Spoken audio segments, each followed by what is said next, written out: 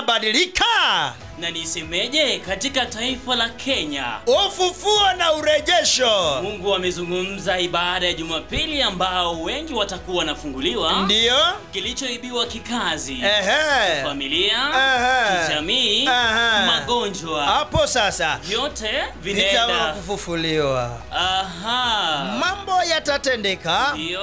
Na mtume nabii mtumishi wa Mungu, Prophet Stephen Juma, alipokuwa kwenye maombi, ndio, Mungu akamzungumzia afanye urejesho. Ndio. Je, mambo yako yaliyofungwa, mambo yako yaliyotoweka yanaenda kufufuliwa. Ndio. Familia yenu ilifungwa, inaenda kufufuliwa. Ndoa yako ilifungwa, ndio, inaenda kufufuliwa. Usikose. Kosa uchekwe. Basi mtazamaji wa Tinga TV, nikakusalimu katika jina la Yesu. Tarehe 30 Mungu amekuwa akinizungumzia nifanye ibada ya ufufuo. Kwa maana wakati nimekuwa naangalia maneno mengi yamefungwa na watu wamefungwa. Na Jehova Mungu akawa ananizungumzia nifanyie watu ibada ya ufufuo. Hiyo ibada ya ufufuo itakuwa tarehe 30. Wale watu wanatoka Mombasa, watu wanatoka mbali, kujeni katika ibada ya ufufuo. Kuna mtu ananiangalia lakini walifunga ndoa yake. Tutafanyia wewe ufufuo. Tutakufanyia ufufuo. Kuja nikufanyia ibada ya ufufuo.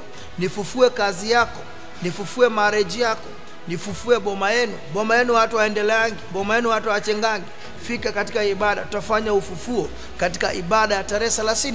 Kuna mtu ananiangalia alikuwa na neema ya ndoa, alipotoka katika ndoa ya kwanza, ndoa ikakufa. So na umejaribu ndoa mingi, haujawahi pata. Kuja katika ibada ya ufufuo, tutaenda kufufua tena neema ya ndoa.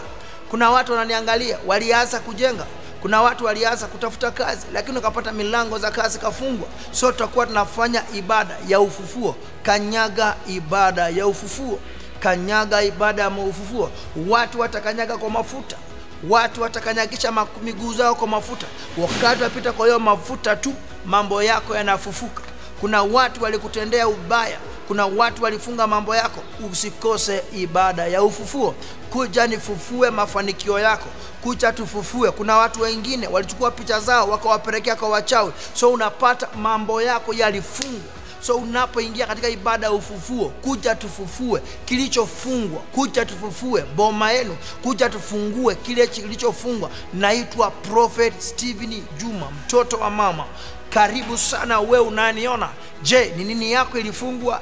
Je, ni nini yako ilifungwa? Kanyaga ibada ya ufufuo. Ni wewe unangojea.